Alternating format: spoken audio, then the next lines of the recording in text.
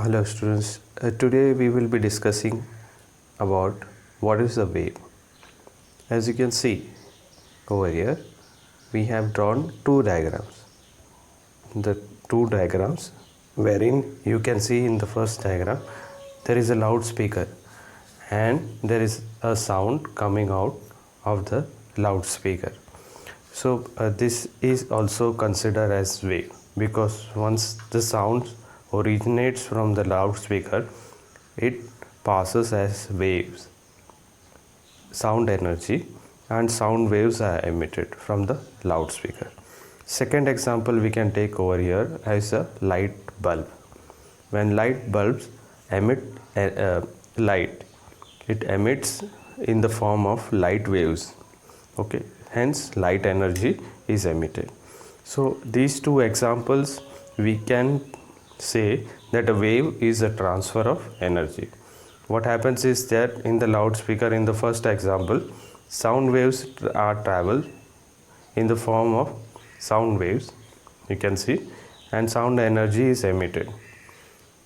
Okay, in the case of light bulb, what happens is that when it emits light, it emits in the form of light waves. Okay, so in these two examples you can see wave is the transfer of energy.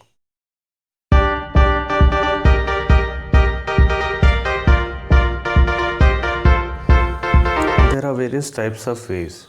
So first we will discuss what is a mechanical wave. So as you can see over here, mechanical waves that need a medium to go through. What is that? For example, if somebody is singing a song that travels through a medium, okay, that sound waves travels through a medium. So for example, air waves, so if there is a air, so air waves vibrate to and fro, so this medium is air. Okay, so this person is trying to sing and the song passes through air in the form of sound waves. So air molecules, they vibrate to and fro, so this medium is air. Similarly, we have another type of wave. Second wave is called electromagnetic wave. What is electromagnetic wave? Waves that do not need a medium to go through. They don't require a medium to go through. For example, from space, light is emitted from distant stars and they reach the earth. So it can travel through vacuum. An example is light, infrared, gamma rays, and microwaves. Light, as I said, from distant galaxy, distant planets, they come and reach the earth. So it travels through vacuum without a medium, and infrared rays are there, gamma rays are also there, and microwave rays are also there, which reaches the earth in this form. So these are the different types of electromagnetic waves. So firstly we discuss what is mechanical wave. Mechanical wave, we require a medium for the sound waves to go through. In electromagnetic waves, there is no requirement of a medium. It can travel even through vacuum. Okay, so this is the basic difference between mechanical wave and electromagnetic wave.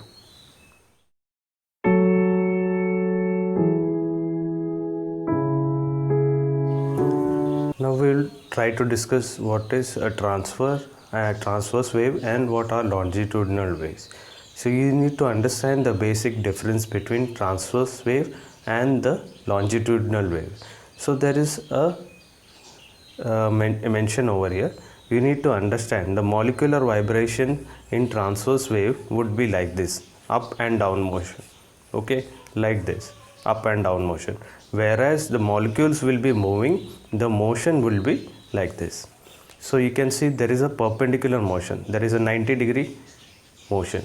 Okay, the molecules, they vibrate perpendicular, up and down motion, and the motion Okay, the motion, the travel would be from this place to this place. That is why it is called wave motion.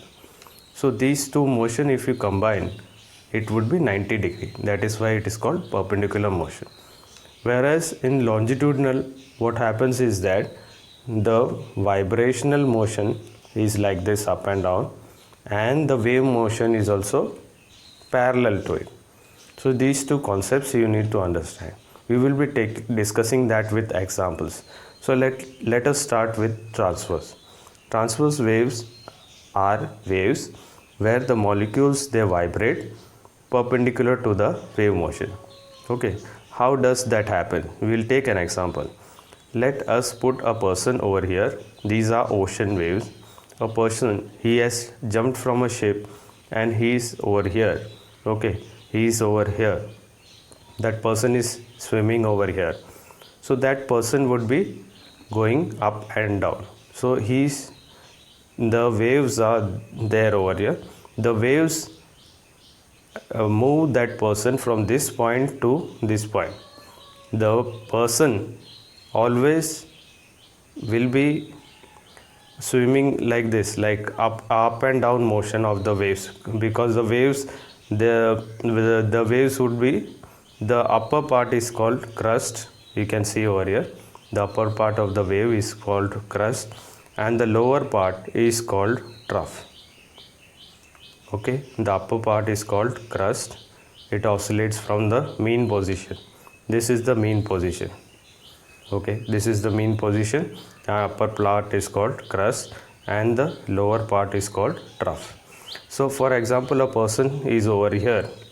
The person, or a soccer ball, if you put over here, that soccer ball with the waves will oscillate like this, up and down motion, and it will reach over here. Similarly, if you take an example of a person over here, that person will be floating like this.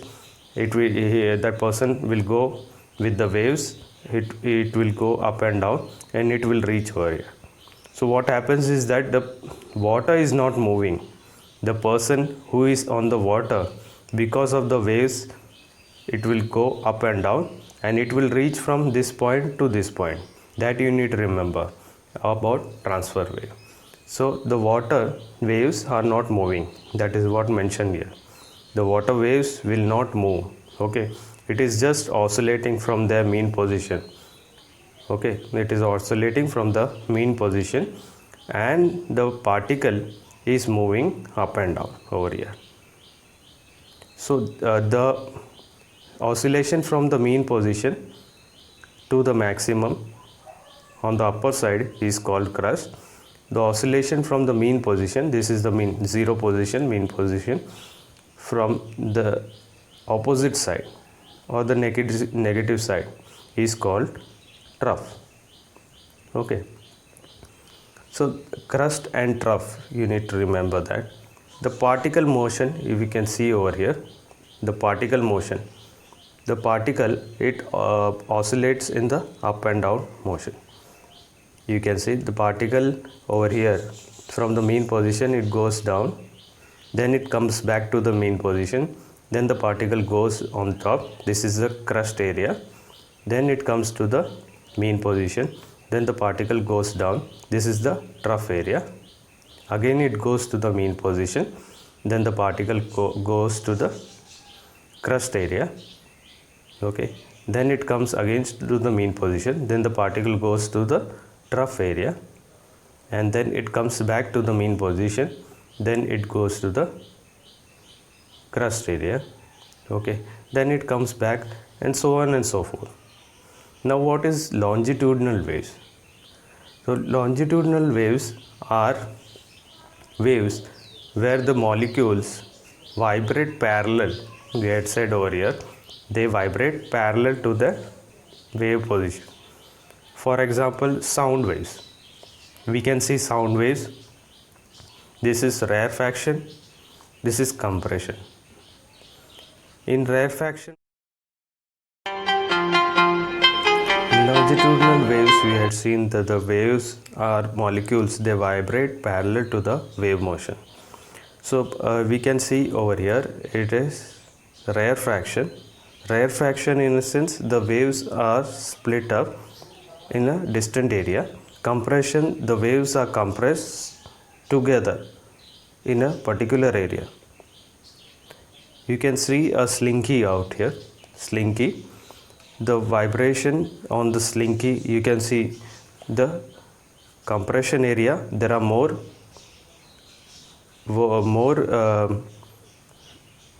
compressions over here, and rarefaction, it is spread out. And similarly, again in compression, you can see the slinky, the particles, or the slinky is compressed in this area. Again it is spread over here. So this is called rarefaction, and this compressed area is called compression. So longitudinal wave consists of rarefactions and compression. Again rarefactions, compression, rarefaction, compression. You can see rarefactions and compression. Okay, so this consists of longitudinal waves. So the particle motion you need to understand, that is very important over here. The particle motion will be like this, okay, up and down motion, whereas the wave motion will also be parallel to it.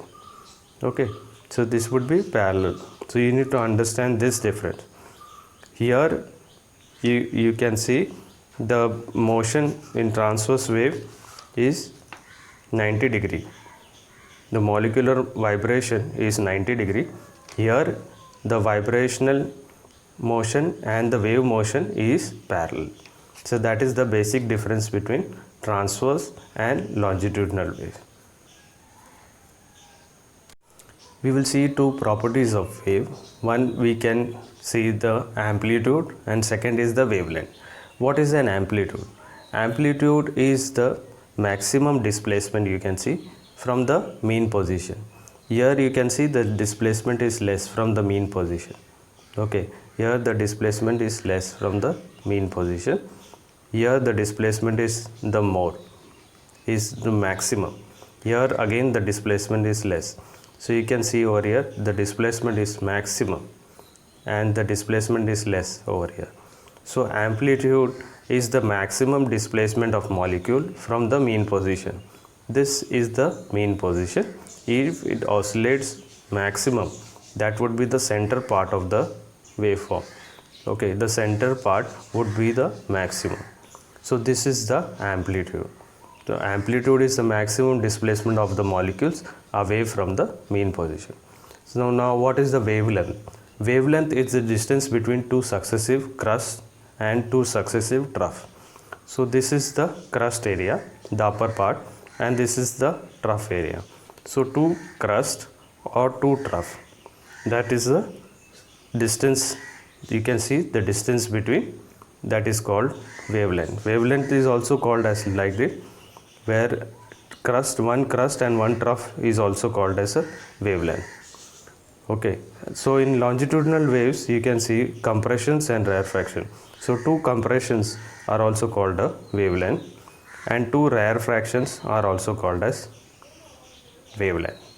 Okay, so we have discussed right now the properties of wave, where amplitude is the maximum displacement from the mean position, and wavelength is the distance between two crust or two trough, okay, or one crust and one trough.